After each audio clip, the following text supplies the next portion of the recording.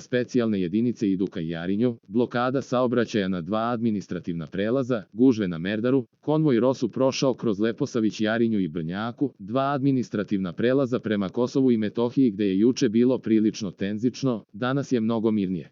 Međutim, putevi su i dalje blokirani i nema putničkog saobraćaja osim prelaza ka Pešice. Na 3. prelazi, Merdare, su već gužve za probne RKS tablice.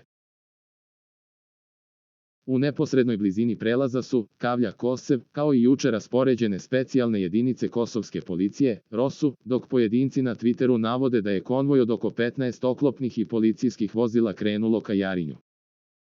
Kosev navodi da je na Brnjaku mirno, da je jedan broj građana okupljen i da se očekuje da pristigne još ljudi. Nije ih uplašio jučerašnji suzavac, to su mi rekli. Nastavljaju da blokiraju dok se ne reši. Stiglo je pojačanje blindiranih vozila, oko 5. Oni se nalaze na prvom punktu, oko 2 km niže od prelaza. Oni su upravo napravili novi punkt i ne dozvoljavaju ljudima da dođu gore, to jest u pojasu od 2 km ka samom prelazu. Najviše okupljenih je kod mosta odakle ne mogu gore. Na samom prelazu je mirno, javlja Kosev. I na Jarinju je mirno bilo i tokom noći i jutros. Inače, nisu samo specijalne policijske jedinice te koje se smenjuju. Na prelaze se od juče upućuju zaposleni u pojedinim institucijama koji smenjuju jedni druge. Gužve na Merdaru za to vreme, na Merdaru su već velike gužve onih građana koji čekaju probne tablice, RKS, a imaju vozila sa srpskim tablicama.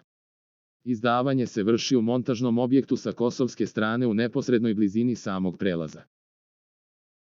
U opštinama na severu, još uvek se voze automobili sa dosadašnjim tablicama, a to su registracije iz centralne Srbije, srpske registracije gradova na KiM-u i RKS. Ipak, građani su zbunjeni, a mnogi od njih i upadljivo iznenađeni brzinom i lakoćom primene novog dogovora. Kako je potvrdio kosovski MUP od juče, građani od danas mogu da preuzmu privremene dozvole za tablice u svim centrima za registraciju vozila na svim prelazima. Oni građani koji nastavljaju da voze na izlazu sa Kosova ka centralnoj Srbiji mogu da koriste srpske tablice. Međutim, na ulazu i u saobraćanju unutar Kosova moraju da koriste privremene tablice, RKS, navelo je ovo ministarstvo.